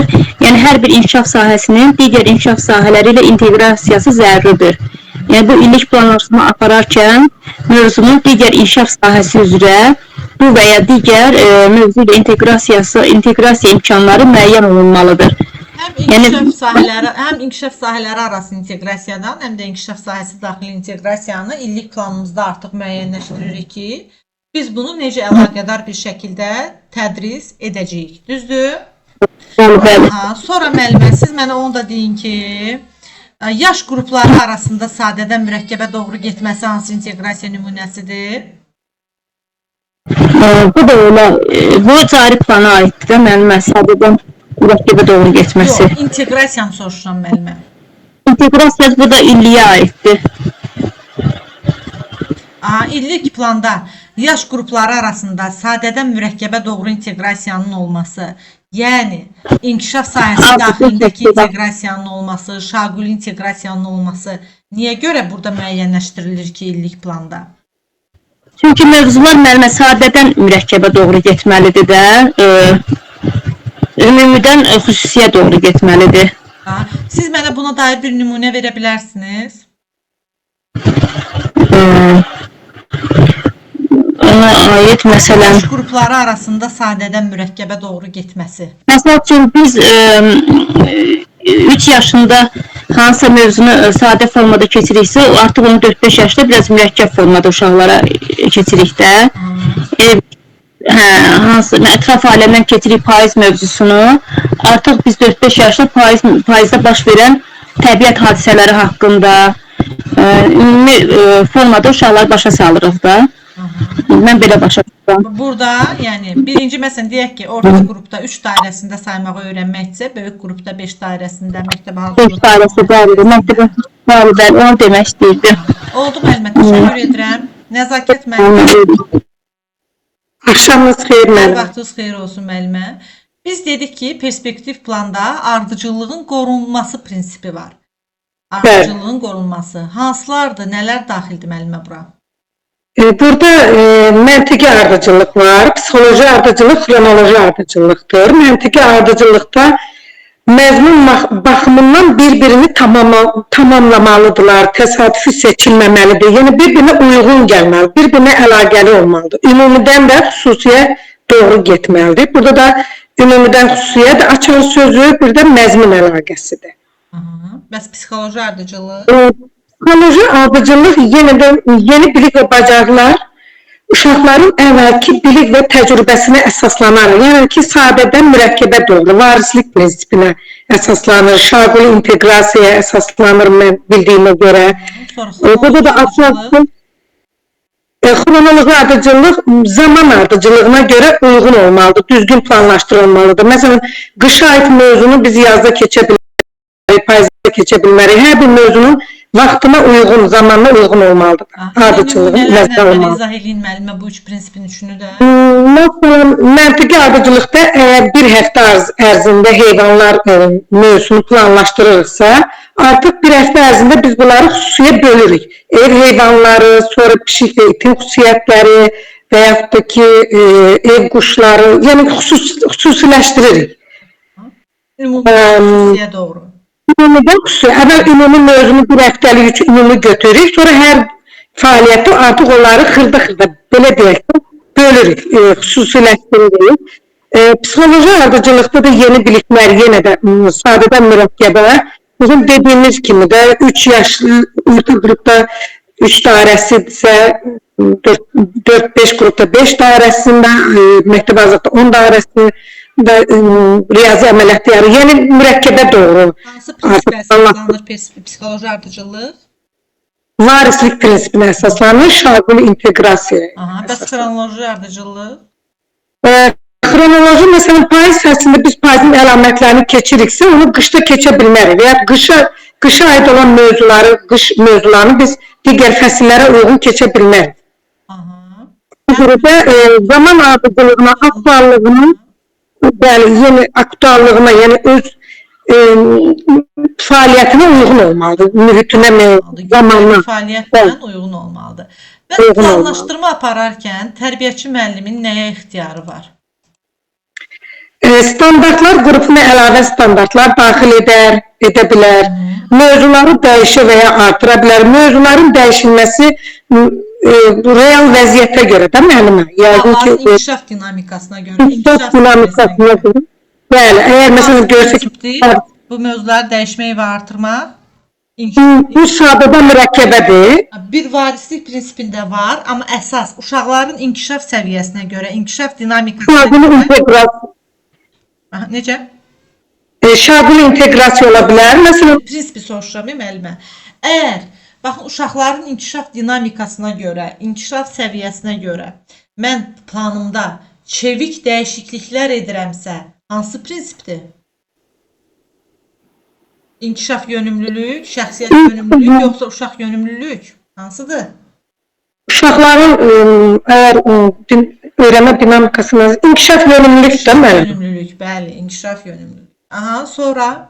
İnteqrasiya üçün əlavə imkanlar müəyyən etmək olar və əlavə resurslar da seçə bilərik. Oldu müəllimə, təşəkkür edirəm, çox sağ olun. Sağ olun. Aynur müəllimə. Axşamınız xeyir müəllimə. Vaxtınız xeyir Aynur müəllimə. Siz mənə danışın perspektiv planın xüsusiyyətlərindən bura nələr daxildir olaraq. Bəli müəllimə, perspektiv planlaşdırmaya illik planlaşdırma da deyilir. Bura daxildir standartlar, məşğələ, mövzu, inteqrasiya, resurslar və tarix daxildir. Deməli, standartlar odur ki, yəni hansı inkişaf sahələrinə aiddir. Məşğələdə məşğələlərin nömrəsi qeyd olunur. Mövzuda adı. bəli, adı qeyd olunur. Bəli müəllimə, mövzuda məşğələlərin mövzusu qeyd olunur. İnteqrasiyada digər sahələrlə hansı əlaqələr mövcuddur, o qeyd olunur. Resurslarda hansı materiallardan, nələrdən, hansı əyani vəsaitlərdən istifadə olunur, o qeyd olunur. Tarixdə isə məşğələnin keçiriləcəyi tarix qeyd olunur. Hansı prinsiplər əsasında qurulur perspektiv plan? Deməli, hansı nəticə yönümlülük prinsipi əsasında müəllimə? Bu didaktik prinsip olaraq. Bəs planlaşdırmanın özünün müəyyən bir ardıcıllıq prinsipi var. Ardıcıllığı, bəli müəllimə, məntiqi ardıcıllıq, psixoloji ardıcıllıq və xronoloji ardıcıllıq nəzərə alınır.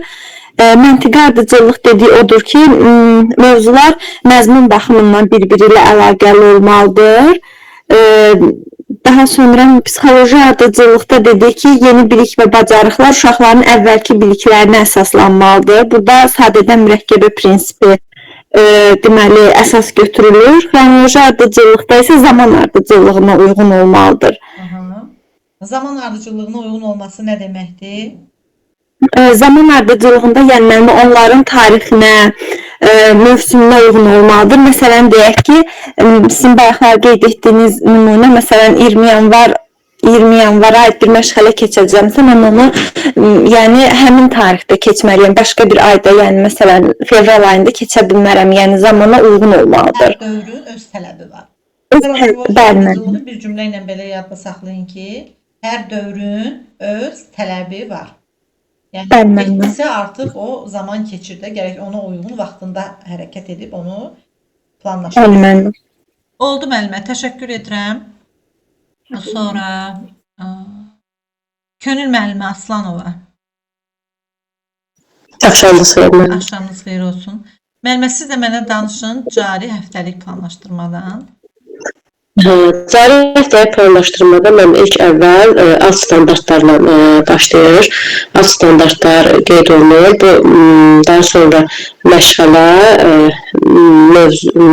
mövzu, məqsəd, daha sonra inteqrasiya, iş üsulları, iş forması, resurslar, eyni zamanda bu cari həftəlik planlaşdırmaya məşğələlər daxildir, məşğələdən gələn fəaliyyətlər daxildir, gəzinti, oyun, əyləncə, bir də sağlamlaşdırıcı tədbirlər. Mən bu sağlamlaşdırıcı tədbirlər deyəndə bunlar nədir? Mən çaşdım. Uşağın yaş xüsusiyyətinə görə D vitamini alması vacibdir də günün müəyyən saatlarında.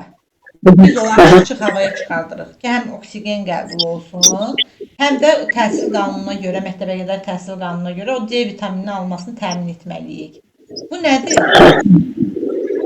Ben de gəzintiyə çıxdım, gəzinti kimi gedir. Yoxsa sağlamlaşdırıcı tədbirdir. Məqsədim onların günəşdə C vitamini qəbul etməsidirsə, nə oldu bu? Sağlamlaşdırıcı tədbir. Bəli, o sağlamlığına tövhə verməklə bağlı nə varsa onun içərisində daxil. Bax, bu sadə bir nümunə verdim ki, sizə yadınızda qalsın. Yaxşı. Çox sağ olun. Çox sağ olun. Sonra burada dedik ki, başrolda nədir cari həftəlik planlaşdırmada? Başrolda birinci alt standart gəlir. Təlim məqsədi. Məqsəd. Təlim məqsədi üzərində. İndi təlim məqsədi uşağa yönəlməlidir deyəndə nəyi nəzərdə tuturuq? Yəni burada müəllimə əsas uşağın fəaliyyəti əsas öndə bulunmalıdır. Yəni uşağa müəllimə nə öyrədir, uşaq onu necə qavrayır. Məsəl üçün üst dairəsində ədədləri tanıyır deyəndə sual verir ki, yəni bunu uşaq. Məsəl üçün üst dairəsində ədədləri öyrədir. Burada sualın cavabı müəllimədir. Öncə o düzgün sayılmır. Düzgün uşaq yönəlməlidir. İndi gələn səfər dərsimizdə smart məqsədi çıxarmağı da öyrədəcəm. Bərabər birlikdə çıxaracağıq, bir məşğələ icmalı üzərində işləyəcəyik. En son göndərilən arşivin PDF-i var. Onun üstündə konkret işləyib bütün suallarımıza cavab tapacağıq. Onu buna qatmaq istəmədim, çünki mövzuları belə üst-üstə keçəndə müəllimlər qarışdırırlar. Deməli, ümumiləşdirək müəllimə, məşğələnin planlaşdırılmasında nələr var? Məşğələnin planlaşdırılmasında ilk əvvəl birinci alt standart, mövzu, məqsəd, inteqrasiya, iş forması, iş üsulları və resurslar. Resurslar danışın mənə, bu qaldı. Resurslar biz əsasən məşğələ zamanı bizim istifadə etdiyimiz əyani vəsaitlərdə əşyalar ola bilər, şəkillər ola bilər, oyuncaqlar. Axırda mövzuya uyğun istifadə etdiyimiz necə deyim, əşyalar. Cari planda, daha doğrusu perspektiv planda məqsəd var. Perspektiv planda xeyr, məqsəd yoxdur. Məqsəd həftəlik planlaşdırmadır. Bəs inteqrasiya? İnteqrasiya var, hər ikisində də var inteqrasiya. İş forması? İş forması həftəlikdədir, amma illikdə yoxdur. Qətiyyən bunlar ikisi yoxdur. İş usulu və iş forması perspektiv planlaşdırmada yoxdur. Təşəkkür edirəm müəllimə. Çox sağ olun. Siz sağ olun. Aysel müəllimə. Müəllimə, axşamınız xeyir. Axşamınız xeyir olsun. Aysel müəllimə, siz mənə indi illik planla cari planı müqayisə edin. Aha. İllik plan bir il ərzində keçəcəyimiz məşğələyə uyğun qurulur. Cari plan üzrə ilə illik plan əsasında tərtib edilir. İllik planda demək ortaq cəhətləri odur ki, illik planda da, cari planda da standart, inteqrasiya, mövzu, sonra resurslar yazılır. Amma cari planda, həftəlik planda deməli tarix yazmırıq, amma illik planda yazırıq. Sonra iş usulu, iş formaları həftəlik planda yazılır, amma perspektiv planda yazılmır. Sonra təlim məqsədləri həftəlik planlamada yazılır, cari planlamada yazırıq, amma illik planda məqsəd yazmırıq. İndi əks olunan sahələr hansılardır? Burada bölmələr? Standartlardır, məşğələdir, mövzudur, inteqrasiyadır, resursdur, tarixdir, illik plandadır, standartdır, mövzudur, məqsəd, inteqrasiya, iş forması, iş usulu, resurslar da həftəlik planlamadadır. Nəticə olaraq illik planlaşdırma nəyə xidmət edir? Deməli, illik fəaliyyətin ümumi istiqamətini göstərir. İl ərzində nə keçəcəyimizi ilə bir təyin edirik. Həftəlik planlamada isə illik planlamanı icra edirik. Təlim prosesinin bir təlimi təşkil edirik. Yaş qrupu üçün hansı hazırlanır? Yaş qrupu üçün uşağın inkişaf səviyyəsi. İnkişaf səviyyəsi harada nəzərə alınır? Yaş qrupu və uşaq. İllik planlaşmada. Bəs məşğələnin mərhələləri, gündəlik... Onlar həftəlik planlamada olur. Hər ikisinə aid olan əsas test cümlələrimiz nələrdir? Cəhətlərimiz nələrdir? Hər ikisi kurikulum tələblərinə əsasən hazırlanır. İnkişaf sahələri və inteqrasiya prinsipi nəzərə alınır. Sonra resurslardan istifadə olunur. Sonra hər ikisi təlimin keyfiyyətini və nəticə yönlülüyünü təmin etməyə xidmət edir. Qeydəki təlim prosesinin planlı və məqsəd yönlü təşkilini təmin edir. Çox sağ olun müəllimə, təşəkkür edirəm. Günel müəllimə Cəfərova, sizdən deyəsən bayaq etmişdik sual-cavab, düzdür, yoxsa yox? Onda iştirak etməyən müəllimələrə baxım. Çiçək müəllimə. Buradasınız müəllimə, Çiçək müəllimə.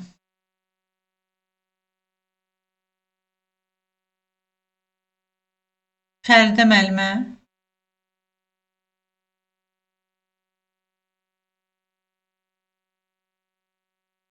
Nail Əmirov yazılan müəlliməmiz hansıdır bəs?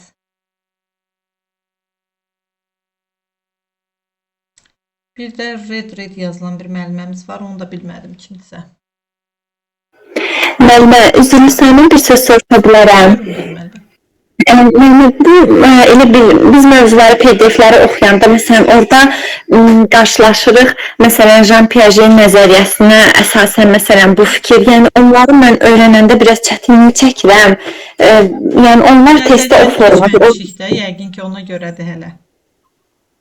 Həmin sonra məsələn orada qeyd olunur ki, məsələn assosiativ düşünmə, nə bilim fərqli məsəl üçün falan düşünmə. Düzdür, mən ona internetdən baxıram mənalarına, amma yenə də tam elə bil ki, onu yaddaşımda saxlaya bilmirəm. Biz onu ətraflı keçəcəyik müəllimə. Gələn ayın mövzuları elə nəzəriyyələrdir bunun ardınca.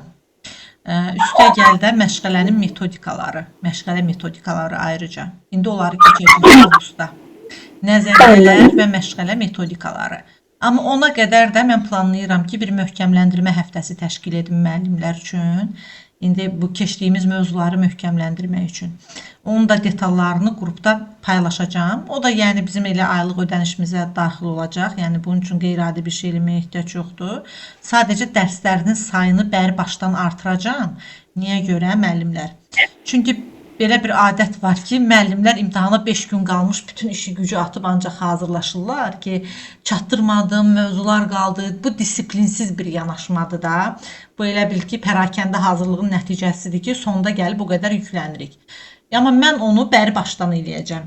O sonda o prosesi keçməkdənsə həyəcanlı bir şəkildə gəlin elə bəri başdan bir möhkəmləndirmə həftəsi təşkil edərik. Avqust qrupundan etibarən təşkil edəcəm. Detallarını da qrupa paylaşacağım. Və nəzəriyyələr də dediyiniz kimi gələn həftənin əsas mövzuları elə bizim nəzəriyyələrimiz olacaq. Üstəgəl məşğələnin metodikaları, hər məşğələnin özünün metodik qaydaları var ki, onları da siz bilməlisiniz. Çərçivənin əsas mövzularındandır. Onları da bərabərcə keçəcəyik, narahat olmayın. Bu deyir sizə, mənə müəyyən çətin gəlir. Allah qoysa avqust ayının axırına deyəcəksiniz ki, o mövzu ilə bağlı heç bir problemim qalmayıb. Bütün müəllimlər sağlam formada baxacaq. Axşamınız xeyir. Axşamınız xeyir müəllimə. Bəli. Lamiyə müəllim nasılsınız? Bəli, bir söz soruşum. Bu ümumidən xüsusiyyət deyiləndə o induksiya, deduksiyadır. Hə, müəllimə. O elə də gedir. Elə də gedir, amma indi daha çox elə ümumidən xüsusiyə, xüsusidən ümumiyə bu cür rastlaşırıq. Ən son PDF. İndi müəllimə. Yəni daha induksiya, deduksiya düşməyəcək. Mən onların baxadım. Ümumidən xüsusi olanda deduksiya gedir. Siz termin olaraq qarşılığını deyirsiniz müəllimə? Bəli. Yazılı formada ataram dərsdən sonra onu da qalar qeydinizdəki hansıdır, narahat olmayın müəllimə.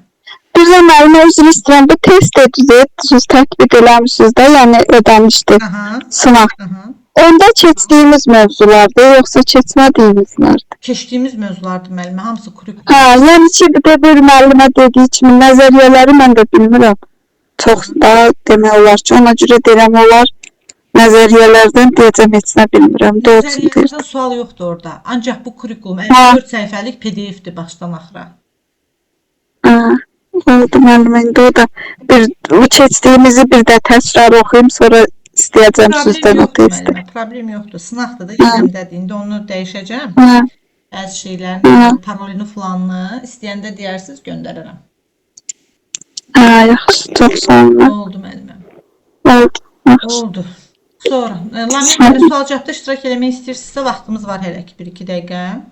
Nə bilim müəllimə, verin görün. İndi müəllimə, sizlə baxaq, nəyi biz deməmişdiksə, ona baxaq. Aha, siz mənə illik və cari planlaşdırmanın müqayisəsini deyin. Yəni illik planlaşdırmada standartlardır. İllik planlaşdırmada standartlardır. Məşğələ, mövzu, inteqrasiya, resurslar, tarix. Həftəlik planlaşdırmada isə standart, mövzu, inteqrasiya, iş üsulu, iş forması, resurslar. Bunlardır. İllik planlaşdırmanın müddəti nə qədərdir? Bir illik tətbiq olunur, yaş xüsusiyyəti nəzərə alınır. Bəs cari planı? Cari planlaşdırmada götürmüşəm. Bir həftə üçün orada da məntiqi ardıcıllıq, psixoloji ardıcıllıq və xronoloji. İllikdədir məntiqi bağışlayın. O illikdədir. Siz mənə deyin görüm ki, inteqrativlik hansında var, yoxsa hər ikisində də var?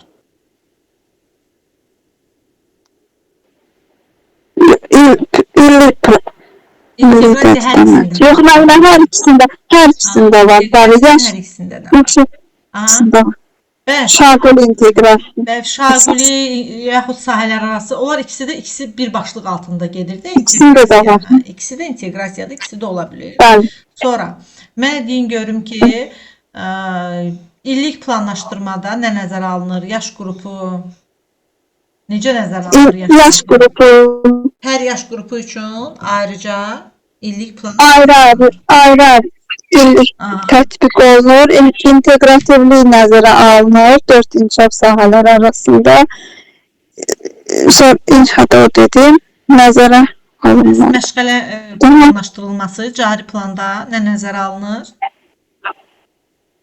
Təlim məqsədləri, məşğələnin mərhələləri və o fəaliyyətlərin təşkili. Bu da cari planlaşdırmanın içərisinə daxildir. İndi geriyə doğru planlaşdırma baxımından onu necə izah edərik? Hansına aiddir, yoxsa hər ikisinə aiddir? Geriyə doğru müəllim planlaşdırma nəticədə cari planlaşdırma. Bu ikisinə də aiddir müəllimə, ikisinə də aiddir. Nəticə yönümlü planlamadır da. Geriyə doğru planlaşdırma, nəticədən, bura qeyd eləmişəm ki, nəticədən planlama, yəni nəticə yönümlü planlama. Ki, yadınızda qalsın, eyni şeydir. Məqsədi yazıb, məşğələnin sonuna qədər uşağı həmin məqsəddə göstərilən bilik və bacarığa çatdırmaqdır. Məsələn, bir də təlim məqsədi deyirəm, 2 ayağı üzərində iplə tullanır. Fiziki mədəniyyət məşğələsindən bir dənə nümunə bir şey deyirəm. Təlim nəticəsi. İplə 2 ayağı üzərində tullanır. Bu nədir? Bugün test işləməyəcəyik müəllimə. Testləri gələn dərsimizdə işləyəcəyik qarışıq şəkildə. Həm məşğələ ilə bağlı, həm planlaşdırma ilə bağlı, amma qrupa testləri göndərəcəm. Bir də bu mövzu ilə bağlı 2 dənə ayrı testimiz olacaq. Birini bugün göndərəcəm. Birini də məşğələni keçəndən sonra əlavə ayrı göndərəcəm. Yəni 3 dənə, bir mövzudan 3 dənə ayrıca test PDF işləyəcəksiniz. Sonra nə deyirdim müəllimə? Sözümü də unutdum. Təlim nəticəsi 2 ayaq üstə. 2 ayaq üstə iplə tullanır. Bu nədir? Bu artıq mənim nəticəmdir ki, bu məşğələnin sonunda uşaq nəyi göstərməlidir, nəyi bacarmalıdır, düzdür? Nəticəni əvvəldə yazmışam. 2 ayağı üstündə iplə tullanır. Bu mənim məşğələ sonu üçün uşağı gətirib çatdırmalı olduğum bir təlim məqsədimdir. Bir təlim nəticəmdir, düzdür? Həm də eyni zamanda mənim qiymətləndirmə meyarımdır. Ona da baxıb qiymətləndirəcəm ki, həqiqətən o ipi əlinə alıb üstündən tullana bilir ya yox. İndi gələn səfər dərsimizdə məşğələ planlaşdırmasında bunların hamısını keçəcəm detallı. Oldu müəllimlər, bugünlük yekunlaşdıraq. İnşallah həftənin 3-cü günü görüşərik və bir də bu həftənin bazar gününə mən əlavə bir dərs alacağam.